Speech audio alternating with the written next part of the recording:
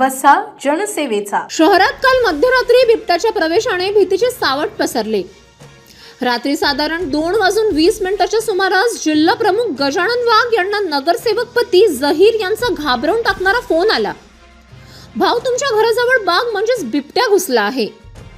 क्षणाचाही विलंब न करता गजानन वाघ तात्काळ घराबाहेर पडले.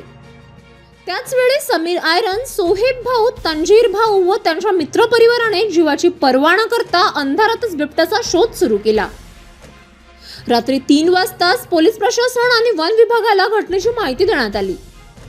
तसेच सोशल मीडियावरील सर्व ग्रुप्सवर सतर्कतेचे संदेश पाठवून नागरिकांना सावध करण्यात आले. एकीकडे शहर झोपेत असताना दुसरीकडे हा थरारक शोध मोहीम सुरू होता. परिस्थिती अशी निर्माण झाली होती की बिबट्याला वाघ शोधतोय अशी चर्चा परिसरात रंगली. मात्र चतुर बिबट्याने सर्वांना चकवा देत अंधाराचा फायदा घेत घटनास्थळावरून पळ काढला. बिबट्याच्या या अचानक हालचालीमुळे जळगाव जामोद शहरात भीतीचे वातावरण पसरले असून नागरिकांमध्ये दहशत आहे. वन विभागाची संपूर्ण टीम घटनास्थळी दाखल झाली असून बिबट्याला पकडण्यासाठी शर्थीचे प्रयत्न सुरू आहेत. नागरिकांनी सतर्क राहावे, रात्री बाहेर पडणे टाळावे असे आवाहन प्रशासनाकडून करण्यात आले आहे. दरम्यान गजानन वाघ आणि त्यांच्या सहकार्यांनी दाखवलेल्या धाडसाचे सर्वत्र कौतुक होत आहे. त्यांच्या सतर्कतेमुळेच वेळेत प्रशासनाला माहिती मिळून मोठा अनर्थ टळल्याची भावना नागरिक व्यक्त करत आहेत.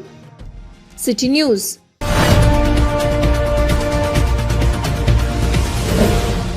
सिटी न्यूज वसा जनसेवेचा.